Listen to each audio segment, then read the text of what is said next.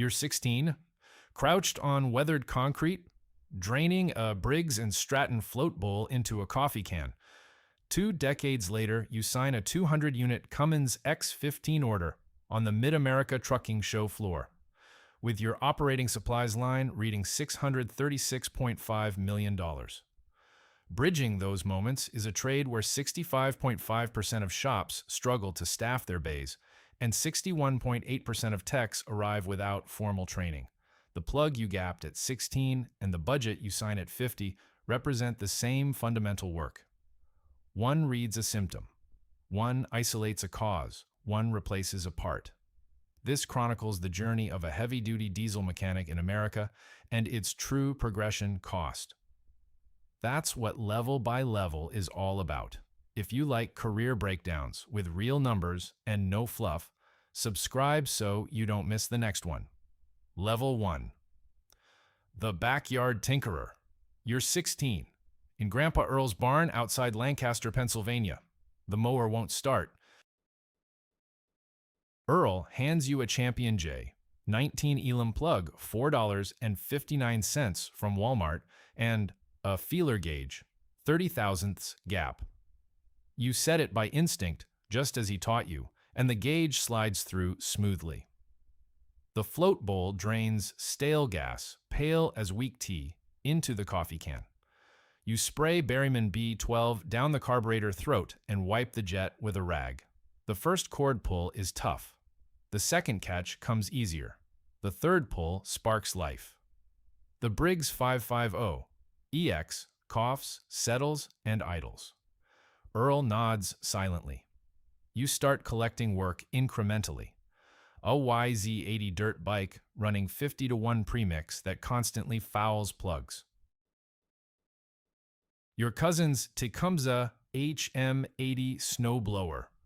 You purchase a Pittsburgh 300 one-piece from Harbor Freight using a coupon, $169.99, ending your tool borrowing days. Two-stroke scents linger on your hands for days, a smell you welcome. The Tractor Supply lot in Withville becomes a familiar pit stop for gas jugs and zip ties. Receipts start accumulating. By 17, you've rebuilt a Predator 212 for a go-kart frame that now runs. By 18, you've submitted the UTI Avondale application with tuition totaling $58,480 over 45 weeks. The backyard mechanic phase concludes. The trade is about to demand payment for your education.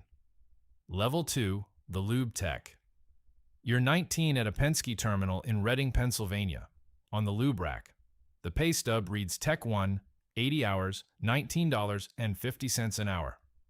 A Cascadia rolls into the bay at 5 a.m., its DD15 still ticking.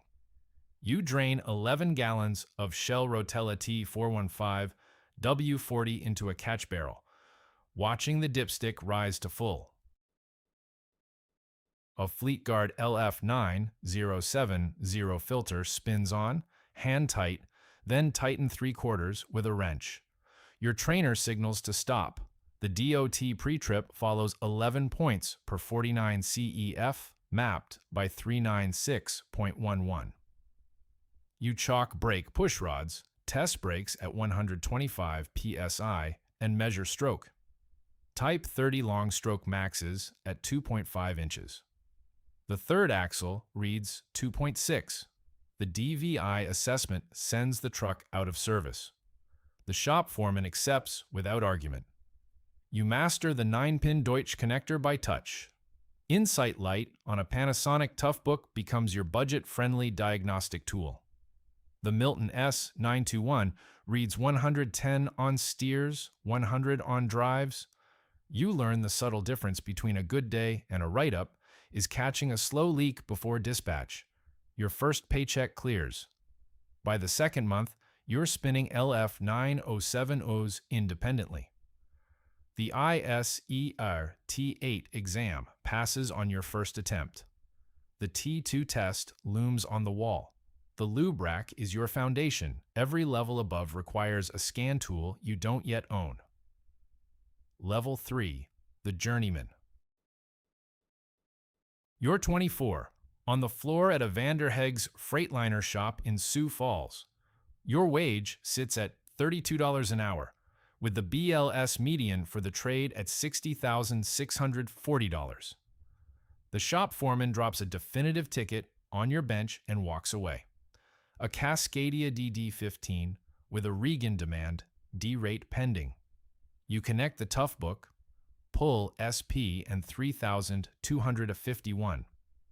DPF differential pressure, fault code 1922. A parked regen through DDDL 8X follows. The DOC inlet temperature climbs past 1,000 degrees. The truck shudders against its chocks. Differential pressure drops, the code clears. Base 6 presents a different challenge. An ISX-15 in-frame, head off, 6 liners pulled. A CDI 2503 MFR PH torque wrench lies on a pristine shop towel. The spec sheet details 50 Newton meters, 250 Newton meters, plus 90 degrees. You set the Apex ITC 24mm socket on the first head bolt. The wrench clicks at 50, a second pass at 250. You set the protractor at top dead, pulling each bolt 90 degrees by feel. Bolt 14 hesitates. You pause. You back it off. Chase the threads clean with a tap, purge the chips using the air gun, and restart the bolt. The second pass torques smoothly. Had you continued pulling, the cylinder head would have cracked, transforming an in-frame repair into an out-of-frame, which would double the labor costs. The foreman walks by silently, signaling your precision.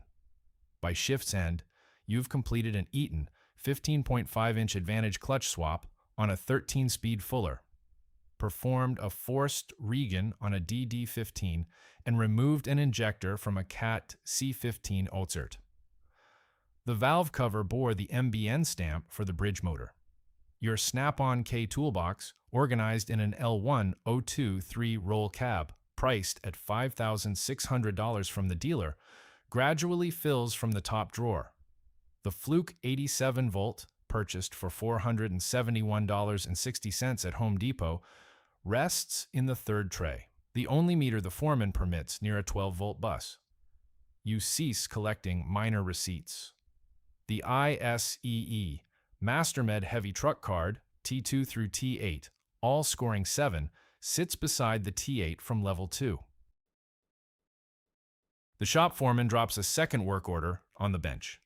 The field service crew is understaffed, requiring personnel in Gillette, Wyoming by Tuesday.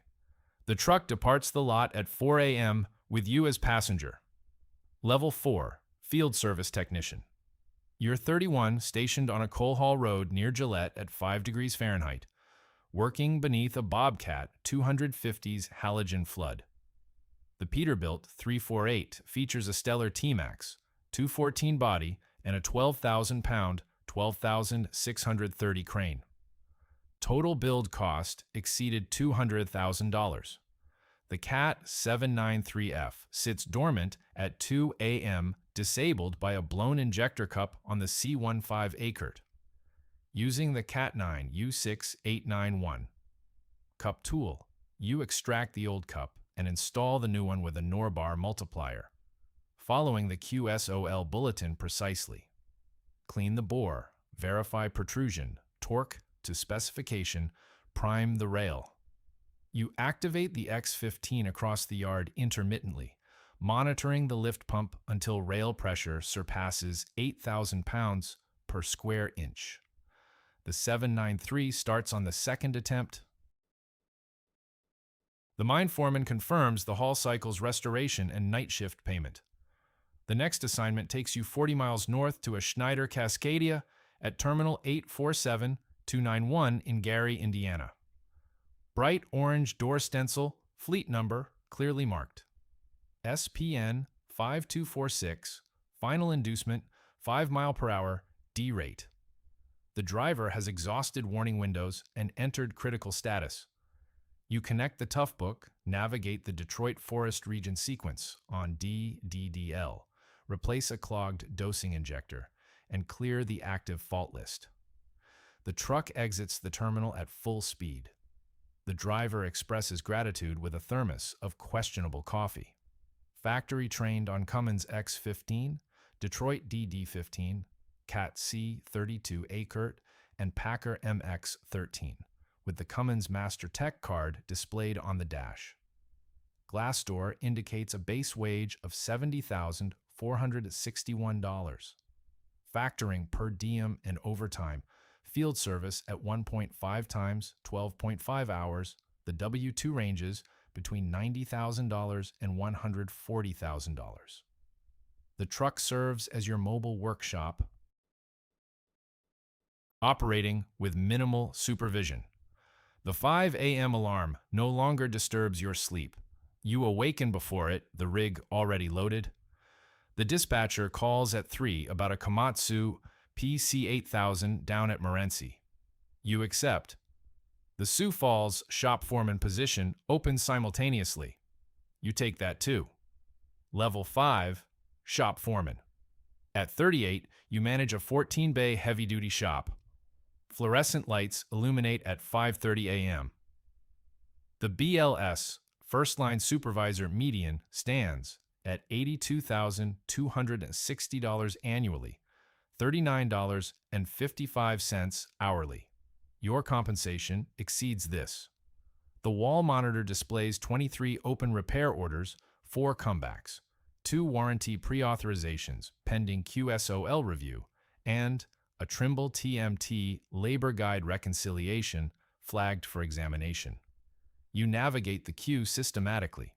Comebacks first, warranty second, road call returns third, preventive maintenance last. The DD15 in Bay 7 undergoes an in-frame repair. Liners removed, deck cleaned.